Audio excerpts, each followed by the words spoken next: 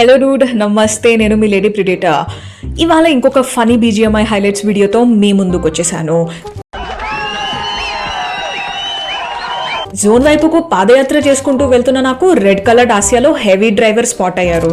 వాళ్ళతో ఫైట్ దిద్దాము అనుకుంటే వాళ్ళు నన్ను ఇగ్నోర్ చేసి ముందుకెళ్ళిపోయారు. హలో కొట్టబయ్యా వద్దండి. ఏ సిగ్గా భయమా గౌరవమా? వేరే ఎవరితోనో ఫైట్ తీస్తున్నారు. అడవులలో ఇట్లా పుట్టిరా ఏమరా మంచి మర్యాద తెలియదు. నేను ఇక్కడ వాళ్ళ కోసం వెయిట్ చేస్తుంటే వాళ్ళు పోయి ఇంకొకరితో ఫైట్ చేయడంతో నా ఈగో హర్ట్ అయింది. నాకు చాలా కోపదారి మనిషిని మీకు తెలుసు. నేను థర్డ్ పార్టీ కోసం నా బ్రెయిన్ ఫిక్స్ అయింది. బాగా పగడ్బందీగా ప్లాన్ చేసావు మైక్.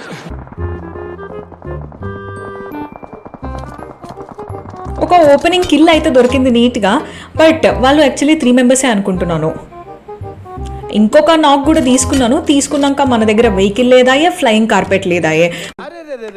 పెద్ద సమస్య వచ్చి పడిందే, ఇప్పుడు ఏం చేద్దాం?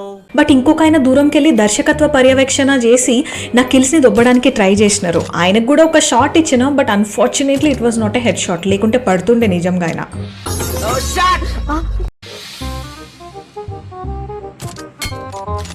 ఫోటో తీసుకునేటప్పుడు అందరూ స్టడీగా ఉంటారు, స్నైపర్ షాట్ కొట్టించుకునేటప్పుడు స్టడీగా ఉండకుంటే ఎట్లా చెప్పండి?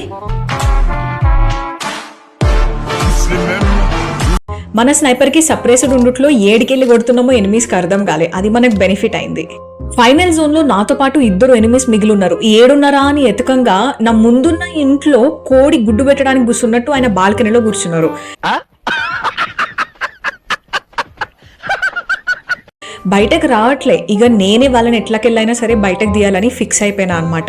చిన్న రొటేషన్ అయితే చేసిన. ఇక తర్వాత మన అస్త్రం ఉంది కదా, dancing grenade. So dancing grenade వేసేసరికి చక్కగా లేచి నుంచున్నాడు అనమాట.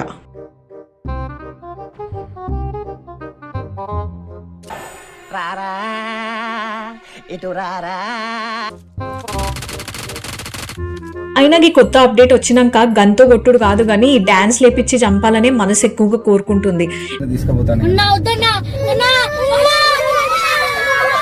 నాలో సైకోయిజం లెవెల్స్ పెరుగుతున్నాయా ఏంటి అని అప్పుడప్పుడు నిద్రలో నాకు డౌట్ వస్తుంది.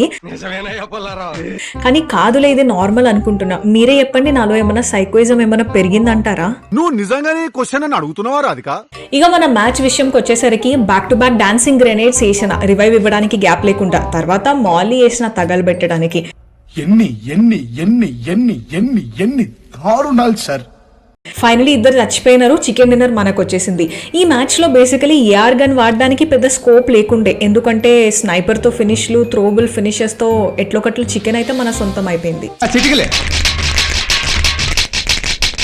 చికెన్ వచ్చినాక విన్నర్ చికెన్ డిన్నర్ రాట్లే అనుకోకండి. ఏం చేస్తాం, ఎమ్యులేటర్ బతుకులు అట్లా తయారైనాయి. మూర్తి గారు, ఇలాంటప్పుడే గుండె రాయి చేసుకోవాలి. ఏం చేస్తాం?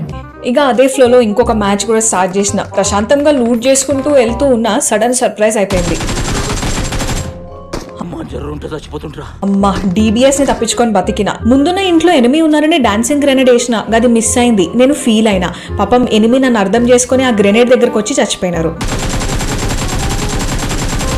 ఇలాంటి దరిద్రపు కొట్టి విధం నేను ఎక్కడ చూడలేదురా. ఇట్లనే ప్రతి మ్యాచ్ లో BGMI నాకు సహకరించి ఎనిమీస్ అందరూ నా గ్రెనేడ్స్ దగ్గరకు వచ్చి చచ్చిపోతే బాగుండు అనుకుంటున్నా.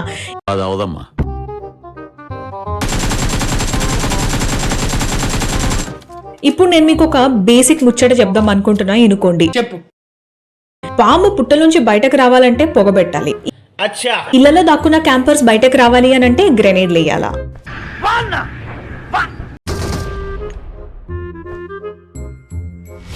ఇడ నాకౌట్ అయిన 2 ఎనిమీ స్కిల్స్ ని సెక్యూర్ చేసుకుందామని పోతా ఉంటే దూరంకి వెళ్ళి వాళ్ళ టీమ్మేట్ దర్శకత్వ పర్యవేక్షణ చేసి నాకు స్పాట్ పెట్టాలనుకున్నారు. ఇస్ లేడీ కో మారినా ముష్కిలినే నామున్కినే అనే విషయం ఆయనకి ఏం తెలుసు చెప్పండి?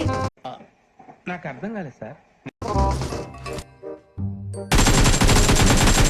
అందుకే పాపం టీమ్మేట్స్ తో పాటు ఆయన కూడా స్వర్గస్థులయ్యారు.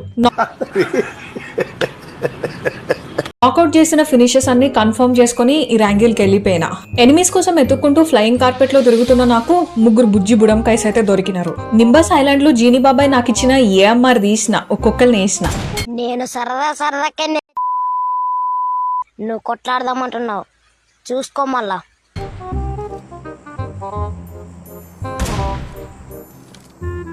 బ్రో పీచే ఎవరికైనా కావాలనే నన్ను చూడట్లేదా లేకుంటే ఏంది? మొత్తంకైతే టీం మొత్తం క్యూట్ ఫెలోస్ ఉన్నారు. అంటే అన్నాడు గాని ఆ ఊహ ఎంత బాగుందో. ఈయన చూసినారా సడన్ సర్ప్రైజ్? నేను ఎగరకపోయి ఉండుంటే గనక గాయన బండి కింద పడి చస్తుండే. త్రుటిలో తప్పిన ప్రమాదం అంటే ఇదే. గన్ సౌండ్ వినిపిస్తే చాలు థర్డ్ పార్టీ కోసం ఎవరికొకరు రెడీగా ఉంటారు. అట్లనే ఆ స్నైపర్ తో ఫైట్ తీస్తున్నప్పుడు నా పైనకి ఇంకొక టీం వచ్చింది. ఓపెన్ లో ఉండు మంచిది కాదని చెప్పి ఈ బిల్డింగ్ హోల్డ్ చేసిన. చూడండి, ఒక మళ్ళీ బుజ్జి క్యూట్ ఫెలో నన్ను ఎత్తుక్కుంటూ బయటకు వచ్చినారు. షిట్, మిస్ అయిపోయింది అనుకున్నా. ఇక నా చేతిలో జావాలని ఆయనకి రాసి పెట్టుంది. ఆయన చంపిన తర్వాత టీమ్మేట్ కోసం అయితే ముందుకెళ్ళిన, కానీ ఇక ఎనిమిస్ మస్త్ ఫాస్ట్ ఉన్నారు. నేను వాళ్ళ దగ్గరికి వెళ్లే లోపే రివైవ్ తీసేసుకున్నారు. వాళ్ళని మళ్ళీ మళ్ళీ కాల్చే అవకాశం నాకు ఇచ్చారు. పాపం టీమ్మేట్ ఒక దిక్కు నాక్ అయ్యి ఉంటే ఆ బండే ఎనుకో ఉన్న ఎనిమి కనీసం కదలలేదు తెలుసా. అట్లనే ఉన్నారు ఆయన. నేను ఇక్కడ ఉండంగానే ఇంకొక స్మోక్ వేసుకొని తప్పించుకొని పారిపోదాం అనుకున్నారు. బట్ మన డాన్సింగ్ గ్రెనేడ్ కి దొరికిపోయారు. టీమ్మేట్ నాకౌట్ అయి ఉన్నప్పుడు కాపాడటానికి ఏ మాత్రం ట్రై చేయలేదు కదా, ఆయనని చంపటంలో తప్పే లేదు అనిపించింది. ఇక్కడ ఫైట్ ఇట్లా ఫినిష్ అయిందో లేదో బగ్గి వేసుకుని ఇంకొక ఆయన వచ్చారు. గలత్ అడ్రస్ కి వచ్చినారో లేకపోతే ఇక్కడ ఫైట్ లో థర్డ్ పార్టీ చేయడానికి వచ్చారో నాకైతే తెలియలే. బట్ ఎనిమి వేసిన స్మోక్ మాత్రం నాకు ఇక్కడ హెల్ప్ అయింది. యంగ్స్టర్స్ చేయాల్సింది డేటింగ్, BGMI ప్లేయర్స్ ప్రతి ఫైట్ తర్వాత చేయాల్సింది లూటింగ్. ఈ ఎనిమి దగ్గర కార్ 98 ఉంది. అందుకోసమనే థర్డ్ పార్టీ కోసం కూడా ఆలోచించకుండా ఇక్కడ లూట్ చేసుకుంటా ఉన్నా. కార్ 98 తీసుకుని కార్పెట్ ఎక్కేసిన. సగం దూరం వచ్చినాక రియలైజ్ అయినా నా మెయిన్ వెపన్ లో కేవలం 11 బుల్లెట్స్ మాత్రమే ఉన్నాయి. నెక్స్ట్ ఏదైనా ఒక టీం వచ్చి మీద పడింది అని అంటే ఎట్లా బతుకుతా అనిపించింది. పోతే పోయింది వెధవ ప్రాణం, కార్ 98 వచ్చింది కదా అని సంతోషపడ్డా. జోన్ లోపలికి వెళ్ళి పొజిషన్ తీసుకున్నా. ఈడ పైన మాత్రం కార్పెట్ వేసుకుని ఒక కాక అటు తిరుగుతా కనిపించినారు.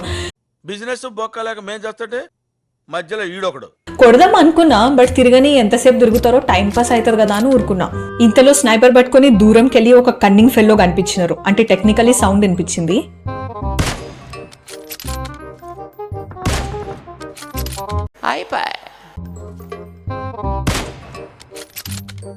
నేనున్న మ్యాచ్ లో స్నైపర్ వాడాలి అని అంటే వాళ్ళ పేరు లేడీ ప్రిడేటర్ అయి ఉండాలి.